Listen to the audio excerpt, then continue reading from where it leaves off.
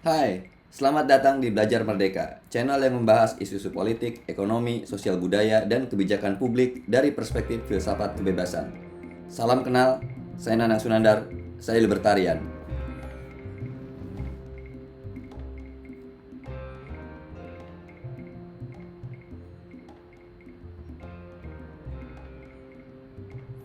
Alasan saya membuat channel ini pertama karena hobi ya.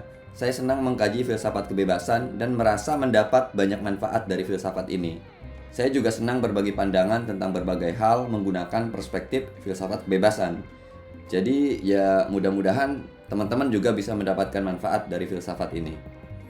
Alasan kedua, secara profesional saya berkiprah di Institut Demokrasi dan Kesejahteraan Sosial atau INDEX, sebuah organisasi yang mengkampanyekan ide-ide kebebasan sipil dan kebebasan politik, kebebasan ekonomi, dan pluralisme. Alasan ketiga, yang paling penting, ide-ide kebebasan harus terus dirawat dan ditumbuh kembangkan, karena kebebasan bersifat alami dan merupakan modus eksistensi kita sebagai manusia. Indonesia memang sudah lama menyatakan kemerdekaannya sebagai sebuah bangsa, tapi itu saja tidak cukup. Individu-individu di dalamnya juga harus merdeka. Kenapa? Karena individu-individu yang merdeka itu ibarat jiwa yang menghidupi kemerdekaan suatu bangsa. Tapi masalahnya memang kebebasan selalu berada dalam kondisi yang rentan. Sejarah mencatat berbagai peristiwa pembatasan dan perampasan kebebasan manusia seperti genosida, perbudakan, atau penjajahan seperti yang pernah dialami oleh bangsa Indonesia dan banyak bangsa lain di dunia.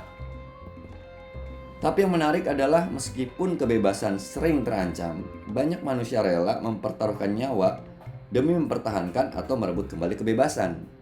Faktanya, sejarah manusia adalah sejarah pertarungan kebebasan melawan tirani. Di Indonesia sendiri, ide kebebasan tampaknya kurang diapresiasi.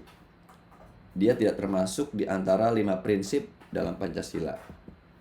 Dalam kehidupan sosial politik, kebebasan sering dirancukan sebagai kurangnya tanggung jawab, sikap semau gue, kekacauan, atau bahkan kesenang-wenangan. Seolah-olah kebebasan berarti orang bisa memperlakukan orang lain atau lingkungannya seenak sendiri. Ini sebenarnya ngaco banget ya, karena justru itulah yang ingin dilawan oleh kebebasan. Kesenang-wenangan itulah musuh kebebasan. Nah, dampaknya adalah berbagai stigma negatif itu meningkatkan kecenderungan untuk membatasi kebebasan. Menurut penilaian Freedom House, kondisi kebebasan di Indonesia cenderung memburuk dalam beberapa tahun terakhir. Padahal masa-masa awal reformasi Indonesia sangat baik sehingga dinobatkan sebagai salah satu negara berstatus bebas. Poinnya adalah, meskipun bangsa kita sudah merdeka, belum tentu individu-individu di dalamnya juga menjalani kehidupan secara merdeka.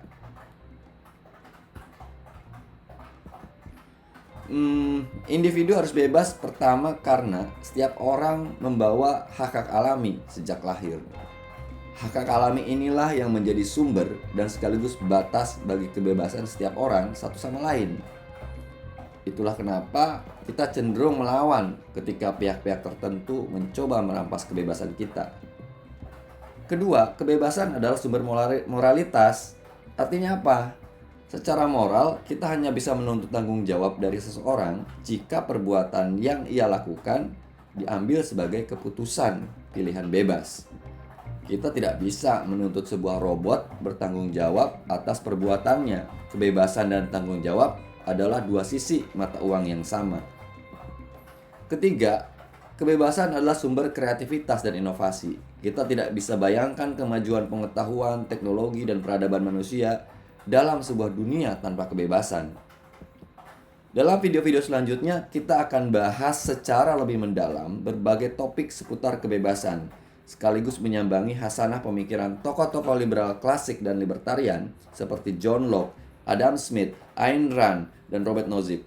Kita juga akan soroti berbagai isu seputar hak asasi manusia, demokrasi, kesejahteraan sosial, kebijakan publik, dan sebagainya dengan perspektif filsafat kebebasan.